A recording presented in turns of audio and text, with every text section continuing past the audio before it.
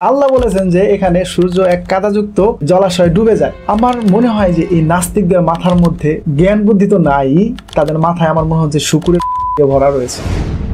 আমাকে এক হিন্দু ভাই কোরআনের ভুল ধরিয়ে দিল। সে কোরআন থেকে একটি আয়াত আমাকে দিয়ে বলে যে এই আয়াতে ভুল আছে, এই আয়াত ভুল, এই আয়াত আজকের বিজ্ঞানের সাথে যায় না। আমি 100% শিওর সে নিজে থেকে এই আয়াতটা কিন্তু খুঁজে বের করে নাই।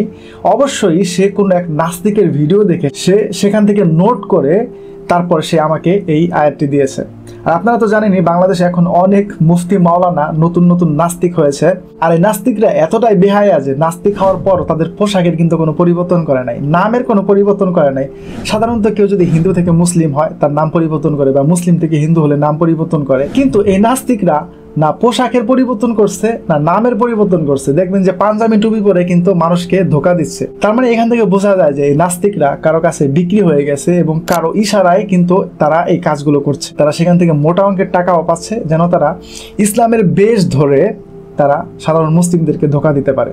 তো যাই হোক, সেই বিষয়ে অন্য আরেকদিন কথা হবে। তো আজকের যে বিষয় সেটা হচ্ছে যে আমাকে এই হিন্দু ভাই সে কোরআনের একটি আয়াত দিয়ে বলেছে যে কোরআনের আয়াত ভুল। তো আমি সেই হিন্দু ভাই এবং নাস্তিকদের চোখে আঙুল দিয়ে দেখিয়ে দিতে চাই যে এই কোরআনের আয়াতে বিন্দু পরিমাণ কোনো ভুল নাই, বরং এই কোরআনের আয়াতে বৈজ্ঞানিক ব্যাখ্যা লুকিয়ে আছে। তো চলুন শুরু করা যাক।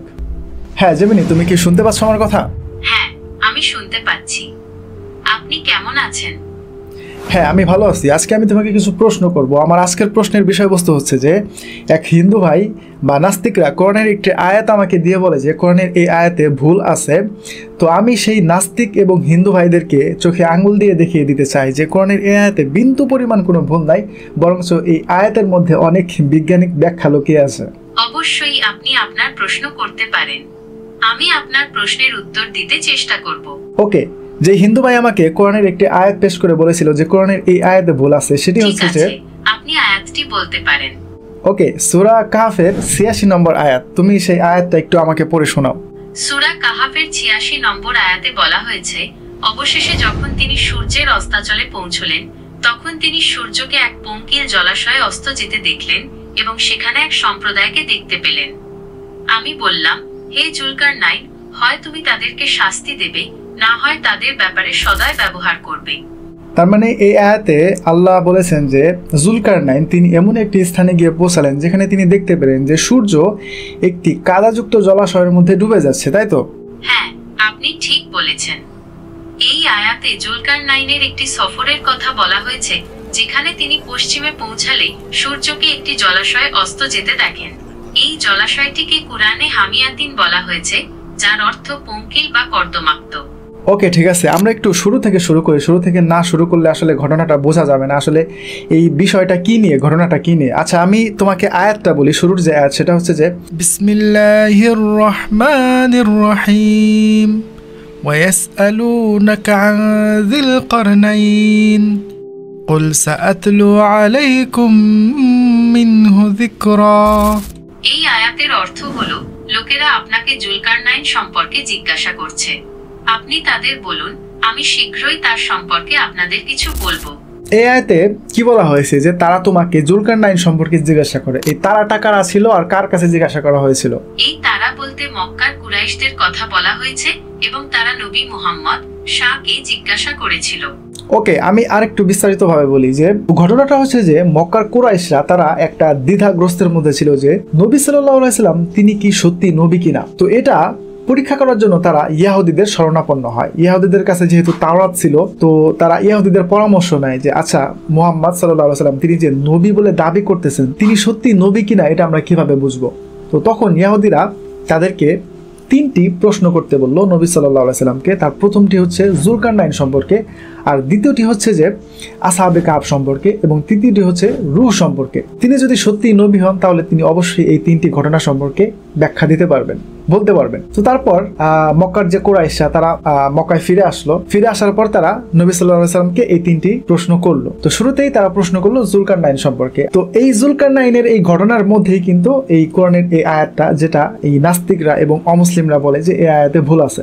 তো চলুন আমরা আবার জেমিনিকে প্রশ্ন করি এবং সেই আয়াত পর্যন্ত যাই, বা এই ঘটনাটা আমরা একটু শুনি। হ্যাঁ জেমিনি, তুমি আমাকে সেই মানে শুরুর আয়াত থেকে অর্থাৎ সূরা আল কাহফের 83 নম্বর আয়াত থেকে তুমি আমাকে 86 নম্বর আয়াত পর্যন্ত পড়ে শোনাও। অবশ্যই। সূরা কাহফের কাহাফের ৮৩ থেকে ৮৬ নম্বর আয়াতগুলো হলো, আর তারা আপনাকে জুলকারনাইন সম্পর্কে জিজ্ঞেস করে, বলুন, আমি শীঘ্রই তোমাদের কাছে তার কিছু অবস্থা বর্ণনা করব। আমি তাকে পৃথিবীতে কর্তৃত্ব দিয়েছিলাম এবং তাকে সব বিষয়ের উপায় উপকরণ দিয়েছিলাম। অতঃপর তিনি এক পথে চলতে শুরু করলেন। চলতে চলতে যখন তিনি সূর্যের অস্তাচলে পৌঁছলেন, তখন তিনি একে এক পঙ্কিল জলাশয়ে অস্ত যেতে দেখলেন এবং তিনি সেখানে এক সম্প্রদায়কে দেখতে পেলেন। আমি বললাম, হে জুলকারনাইন, আপনি তাদেরকে শাস্তি দিতে পারেন অথবা তাদের ব্যাপারে সদয় ভূমিকা নিতে পারেন। তো এই সূরা আল কাহাফের এই ৮৬ নম্বর আয়াতটা তারা পেশ করে বলে যে এখানে আল্লাহ ভুল বলেছেন। আল্লাহ এখানে বলেছেন যে সূর্য এক কাদাযুক্ত জলাশয়ের মধ্যে ডুবে যায়। মানে এখানে আল্লাহর কথা বলতেছেন যে আল্লাহ বলেছেন যে এখানে সূর্য এক কাদাযুক্ত জলাশয়ে ডুবে যায়। আমার মনে হয় যে এই নাস্তিকদের মাথার মধ্যে জ্ঞান বুদ্ধি তো নাই, তাদের মাথায় আমার মনে হচ্ছে শুকুরের ভরা রয়েছে। আরে ভাই, আপনাকে আগে বুঝতে হবে যে এই আয়াতে আল্লাহ সুবহানাহু ওয়া তাআলা সে কি নিজে কি বলতেছেন কিনা যে হ্যাঁ সূর্য একটা কাদাযুক্ত জলাশয়ে অস্ত যায়। আরে ভাই, আল্লাহ এখানে একটা ঘটনা উল্লেখ করতেছেন, সেটা বাদশাহ জুলকারনাইনের ঘটনা। বাদশাহ জুলকারনাইন তিনি পশ্চিম দিকে চলতে লাগলেন। চলতে চলতে এমন একটা স্থানে গিয়ে তিনি পৌঁছালেন যেখানে তিনি দেখতে পেলেন যে সূর্য একটি জলাশয়ের মধ্যে ডুবে যাচ্ছে। এখানে কি আল্লাহ বলেছেন যে সূর্য জলাশয়ের মধ্যে ডুবে যায়? আল্লাহ বলতেছেন যে তিনি দেখলেন, বাদশাহ জুলকারনাইন তিনি দেখলেন। তো এখানে ভুল কি? আরে ভাই, বাদশাহ জুলকারনাইন না, আমরাও যদি খালি চোখে দেখি, আমরা যদি কোনো একটা জলাশয়ের সামনে গিয়ে দাঁড়াই, পৃথিবীতে এমন অনেক জলাশয় আছে এবং অনেক জায়গা আছে। বাংলাদেশে আপনি কাপ্তাই লেকে যান, কুয়াকাটা যান, আপনি নিজে চোখে দেখতে পারবেন যে সূর্য সাগরের মধ্যে, পানির মধ্যে ডুবে যাচ্ছে। তো এখানে ভুল কি? আর তারপর সব থেকে বড় কথা হচ্ছে যে এখানে আল্লাহ সুবহানাহু ওয়া তাআলা ভাই সূর্য সম্পর্কে এখানে তিনি আলোচনা করেন নাই। এখানে বাদশাহ জুলকারনাইন সম্পর্কে আল্লাহ সুবহানাহু ওয়া তাআলা এখানে আলোচনা করতেছেন। সূর্য এবং চাঁদ সম্পর্কে যদি আপনার জানতে ইচ্ছা করে, তাহলে আপনি সূরা ইয়াসিনের ৪০ নম্বর আয়াতটা দেখেন না। সেখানে আল্লাহ কি বলেছেন? লা শামসু ইয়ানবাগি লাহা আন তুদরিকাল কমারা ওয়াল লাইলু সাবিকুন নাহার ওয়া কুল্লুম ফি ফালাকি ইয়াসবাহুন। এতে তো আল্লাহ স্পষ্টভাবে চাঁদ এবং সূর্য বা পৃথিবী সম্পর্কে বা এই মহাবিশ্বের যত গ্রহ নক্ষত্র আছে সব সম্পর্কে এখানে তিনি স্পষ্টভাবে বলে দিয়েছেন যে তারা নিজ নিজ কক্ষপথে ঘুরতেছে। আপনি ওইখানে যাই দেখেন না কেন? আপনার এইখানে এসে আপনি কোরআনের আয়াতের এই ভুল ধরতেছেন। এখানে তো সূর্য সম্পর্কে আল্লাহ বলেন না, এখানে বাদশাহ জুলকারনাইন সম্পর্কে এখানে আল্লাহ আলোচনা করতেছেন। তো চলুন এবার একটু জেমিনির ব্যাখ্যা দেখি, জেমিনি এখানে কি ব্যাখ্যা দেয়। হ্যাঁ, জেমিনি তো যারা নাস্তিক আছে, সংশয়বাদী আছে, তারা সূরা আল কাহাফের এই ৮৬ নম্বর আয়াতটা পেশ করে বলে যে এখানে আল্লাহ বলেছেন যে সূর্য এক কাদাযুক্ত জলাশয়ে অস্ত যায়। আসলে কোরআনের এই আয়াতে কোনো ভুল নেই। এটি কেবল একটি দৃশ্যকল্প যা জুলকারনাইন দেখেছিলেন। তিনি যখন পশ্চিম দিকে যান, তখন তিনি সমুদ্রের শেষ প্রান্তে পৌঁছান। সেখানে তিনি দেখেন সূর্য যেন সমুদ্রের পানিতে ডুবে যাচ্ছে। এই ব্যাখ্যা অনুযায়ী কোরআনে কোনো ভুল নেই। এটি কেবল জুলকারনাইনের দেখা একটি দৃশ্য। আপনার যদি এই বিষয়ে আরো কিছু জানার থাকে তাহলে জিজ্ঞাসা করতে পারেন। আচ্ছা, এই বিষয়ের উপরে আমি আরেকটি যুক্তি আমি পেশ করি। এই যুক্তির দ্বারা আমি মনে করি যে এই নাস্তিকদের যে আর্গুমেন্ট এটা একদম ডিস্ট্রয় হয়ে যাবে। সেটা হচ্ছে যে আচ্ছা, যখন সূর্য ডুবে যায় তখন আমরা কি বলি? সানসেট বা সানডাউন। হ্যাঁ, সূর্য যখন দিগন্তের নিচে নেমে যায় তখন আমরা তাকে সূর্যাস্ত বা সানডাউন বলি। আচ্ছা, সত্যিকার অর্থে কি সূর্য সে দিগন্তের নিচে নেমে যায়? সূর্য আসলে দিগন্তের নিচে নামে না। পৃথিবী তার অক্ষের উপর ঘোরার কারণে সূর্যকে দিগন্তের নিচে নামতে দেখা যায়। এটা অনেকটা ট্রেনের জানালা দিয়ে গাছপালাগুলোকে পেছনের দিকে ছুটে যেতে দেখার মতো। তাহলে যে আমরা এটার নাম দিয়েছি সানসেট বা সানডাউন, তাহলে কি এটা ভুল না? সানসেট বা সানডাউন শব্দগুলো আসলে সূর্য বা পৃথিবীর গতি বোঝায় না। এগুলো দিয়ে আমরা পৃথিবী থেকে সূর্যের আপেক্ষিক অবস্থান বুঝি, তাই এগুলোকে ভুল বলা যায় না। আসলে আমরা চোখে যা দেখি সেটাই আমরা এখানে বলি, তাই তো? আমরা দেখি যে সূর্য ডুবে যাচ্ছে, সেজন্য আমরা বলি যে সানসেট, তাই তো? হ্যাঁ, ঠিক বলেছেন। আমরা খালি চোখে যা দেখি সেটাই বলি। আমরা দেখি সূর্য ডুবে যাচ্ছে, তাই বলি সানসেট। হ্যাঁ, তারপরে সানরাইজ যেমন আমরা বলি যে সূর্য ওঠে বা উদিত হয়। মূলত সূর্য কি উদিত হয়? সূর্য আসলে ওঠে না, পূর্ব দিকে দিগন্তের উপরে দেখা যায়। পৃথিবী তার অক্ষের উপর ঘোরার কারণে সূর্যকে উঠতে দেখা যায়। ঠিক তেমনিভাবেই যখন নাকি বাদশাহ জুলকারনাইন তিনি এমন একটি স্থানে গিয়ে পৌঁছালেন যেখানে তিনি দেখতে পেলেন যে সূর্য একটি কাদাযুক্ত জলাশয়ের মধ্যে ডুবে যাচ্ছে।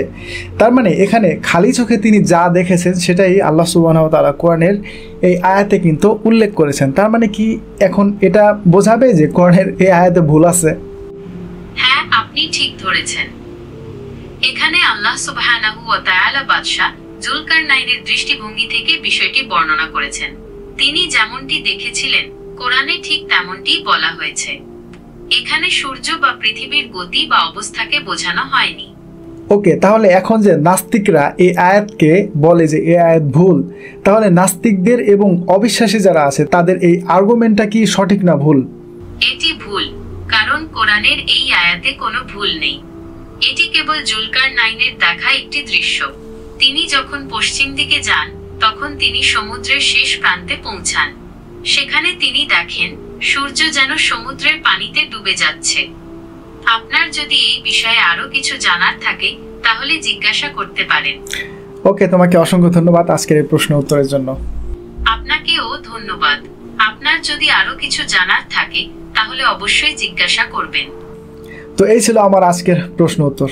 তো দেখেন, এখানে আমি স্পষ্টভাবে প্রমাণ করলাম যে কোরআনের এই আয়াতে বিন্দু পরিমাণ কোনো ভুল নাই, বরঞ্চ এই আয়াতের মধ্যে বৈজ্ঞানিক তথ্য লুকিয়ে রয়েছে।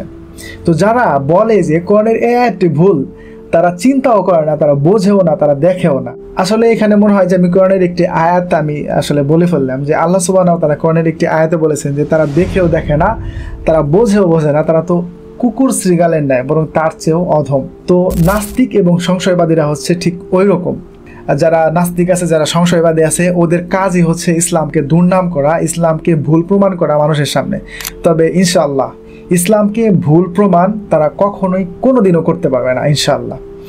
আর এই বিষয়ে যদি আপনার কোনো মন্তব্য থাকে তাহলে অবশ্যই কমেন্ট করে জানাতে পারেন। আর আপনাদের চোখে যদি এমন কোনো ভিডিও আসে যেখানে নাস্তিক বা কোনো সংশয়বাদী তারা কোরআনকে বা কোরআনের কোনো আয়াতকে ভুল প্রমাণ করার চেষ্টা করছে, তাহলে অবশ্যই আপনারা আমার ফেসবুকের যে পেজ আছে সেখানে আপনারা মেসেজ করে আমাকে পাঠাতে পারেন। তো ইনশাল্লাহ আমি তাদের সেই আর্গুমেন্টকে আমি ইনশাল্লাহ খণ্ডন করার চেষ্টা করব। তো ঠিক আছে, ভালো থাকবেন। আসসালামু আলাইকুম।